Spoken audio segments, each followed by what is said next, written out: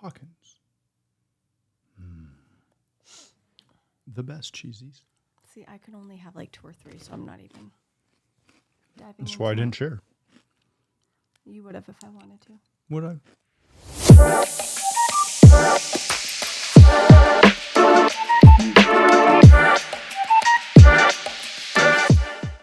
Hey, welcome to a brand new year and a brand new episode of the Matt and Fiona Show. Thank you so much for joining us. We are very happy that you're here. Absolutely, always. It is our first week back this year. Our first episode of the year was kind of a wrap-up of 2023. And then I meant to post something the next week, but didn't get to it, and we were on vacation, so you got nothing. But we're back this week. Yeah, we are back. We are back. And we're super excited. So we're going to jump right in a second. But before we do, just remember to like, follow, subscribe, share, all Comment. that jazz. Yes.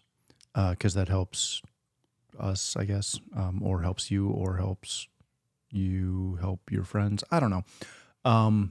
Just go do it. Or It's of all easy. the above. Yeah.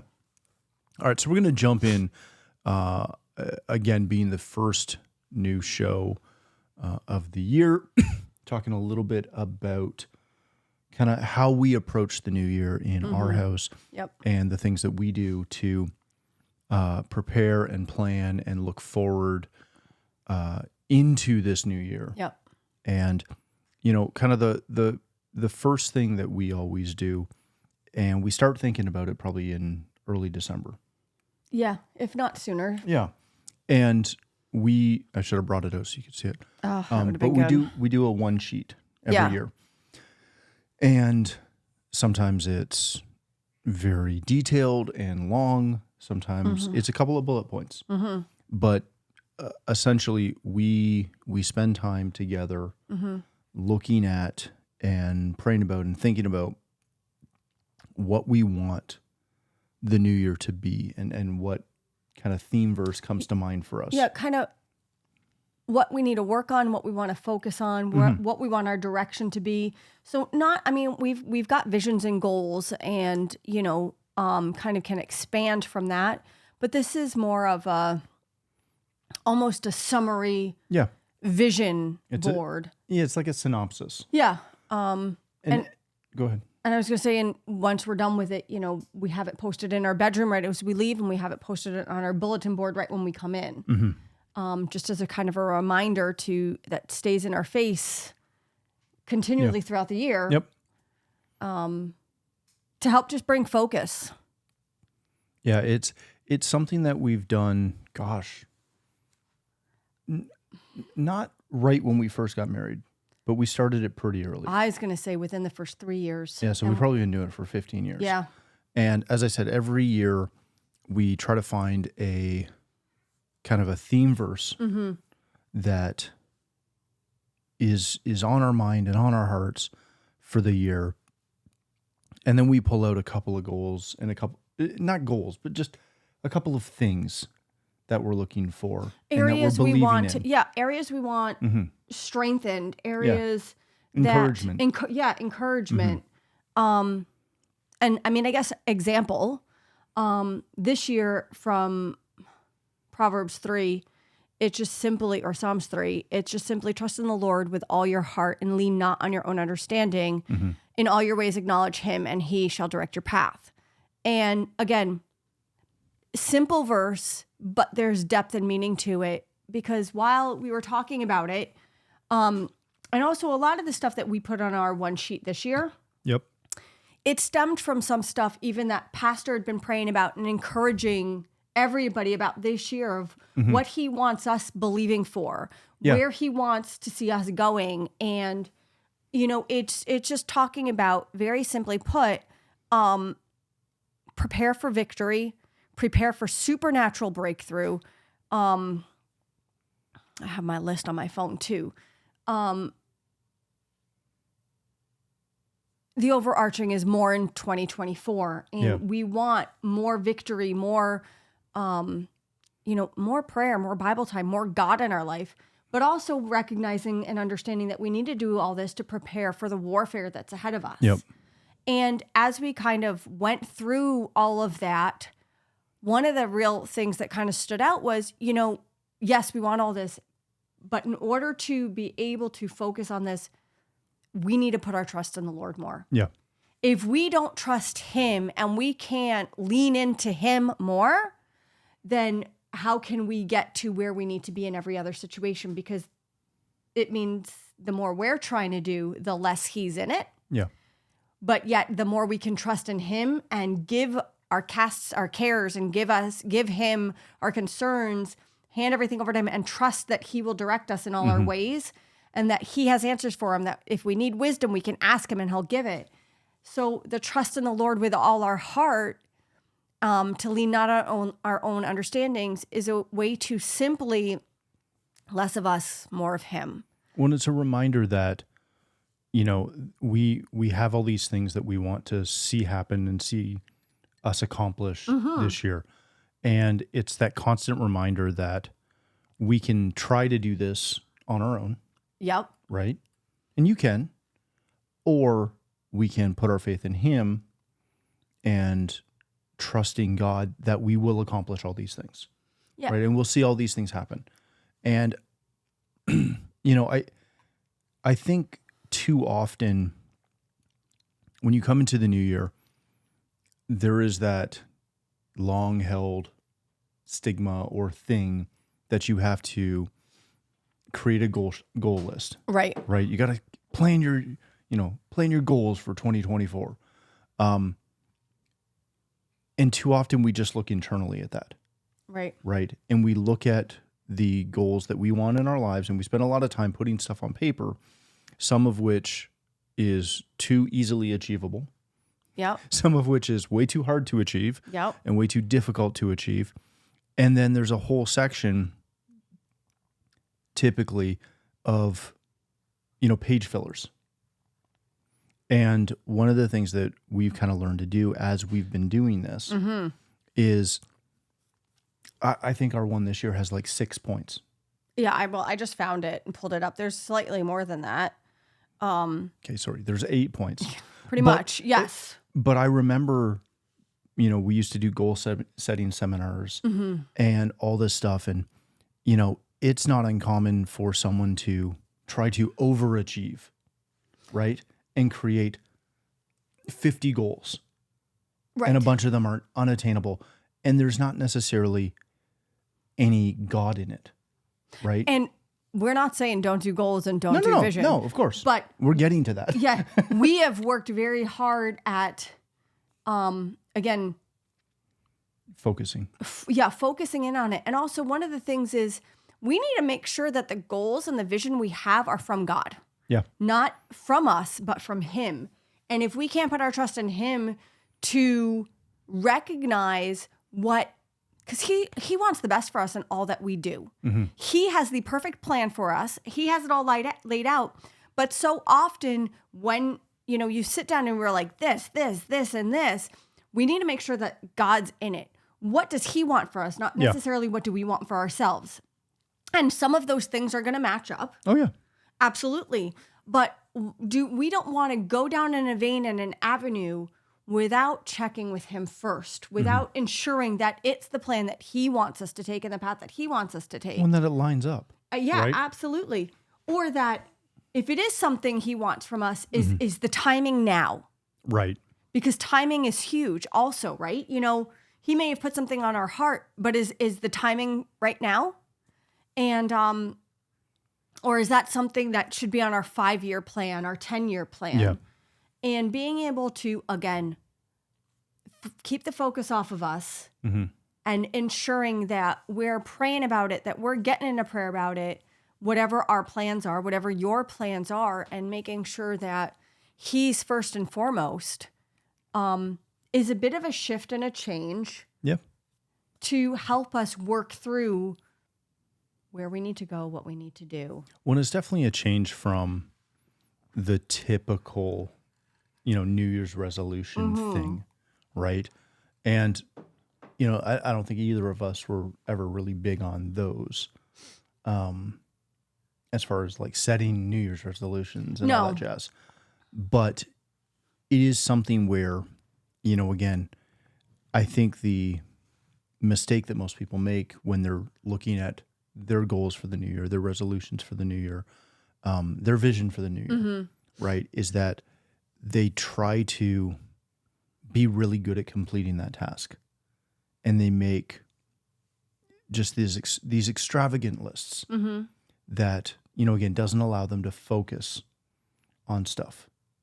And I think that's one of the things that I've loved about what we've been doing the last couple of years is we keep paring it down, trying to be more precise with it. Well, right? Trying to create a focus and a clear direction of what we're doing. What do we need to change so we can actually achieve? Exactly. So I'm going to just, one of the things, so again, I pulled up our list because, some of it's private. I won't share that part. No, I'm kidding. So one of them is strictly more peace. And that seems like such a simple thing. Yeah. But what we've realized is there's been so many external factors in our life that have been trying to harass us and steal our peace. Yeah. So even though you could say, oh, more peace, great. But that's something we are actively trying to work on in everything that we do. And it actually takes way more focus. To achieve that to goal. be able to achieve it. But in doing so, it increases our relationships. It increases our time or improves our time management. Yeah. And it allows us to, in the end run, almost accomplish more because of it. A simple little focus. Yeah. But by doing that, by narrowing that down, it gives us the opportunity to look at how we're going to achieve that, right? So to use that one as an example, for me, that's the summation of like 6 or 7 things, Right. right? So for me to find more peace, it means that I've got to study more, Right. right? I have to limit things like, for me, news, Right. because I fall into that trap really easily. Right. It means I have to guard who I'm talking to. Yep. It means I have to narrow some of the clientele that we deal with in the business, because I don't know if you know this. I don't know if you run a business or work in a business, but some clients are really bad for you. If you're listening to this and you're a client, I'm not talking about you. Not at all. But there's other ones who can, again, just using this example, can steal your joy easily. Yes. For, again, not a lot of profit. So the upside isn't really there. No. But if we were to take that as a goal, take everything that I just covered, right, and put that into our New Year's resolutions or our goals, that's like 7-8 things. Right. And you'll work on trying to achieve one before you get to the others, right? Like we've found that by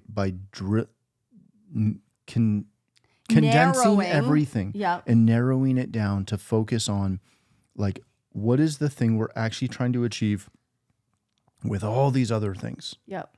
And it's helped us, see that, again, using this example, that the ultimate goal is not to, necessarily eliminate the news I take in.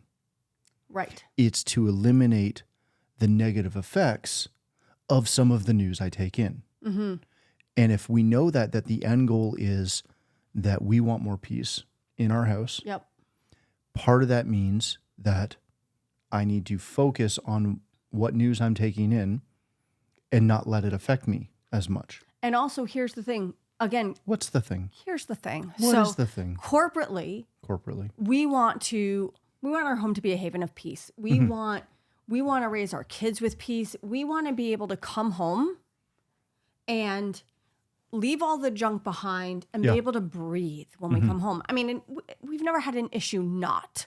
Right. But we want more of it. That. We're trying to increase it because the crazier the world gets, we want to make sure it doesn't infiltrate into our lives, into this home. Yeah. And, but when we say simply put, more peace. What he has to do and what he has to focus on. I guess it's all about me now. Well, it was just all about you for the moment. Now we're coming over here to me. Ooh. But for me to obtain more peace, it's a completely different element. Right. And for me, I need to deal with, honestly, a lot of times when the kids bicker, what do I need to do to handle it better? How do we approach it? How do I approach it as to not allow that bickering, because it happens, to affect and destroy my peace? Yeah. Right? Also, sometimes I can be a little, I don't do good with like automatics and immediates. We've got to do this now. Yeah. I like to kind of think through some things and take your time. Take my time and work through it. And, you know, if an all of a sudden happens, what can I do so that it doesn't steal my peace? And so more peace is very simple, but internally, we have to deal with that separately to achieve the same goal. It covers so much stuff. And again, we talk about what it is. We know what it is. When we have it in front of our face every morning when we wake up and every time we enter our home, it's a quick little blip of, yes, this is what we're working towards. This is what we're achieving. Yep. Yes, we can go for it. Yeah. And again, a lot of it does stem down to that overarching, we need to trust in him more because I need to trust in him that all the minor little things that I have no control over, I need to cast my cares upon him, knowing that he cares for us and that with him, we can achieve this together and realizing that I'm not in this by myself, right? When it comes to the stuff with the kids, I'm not in this by myself. I can pray about it. I can ask for wisdom. I can seek him.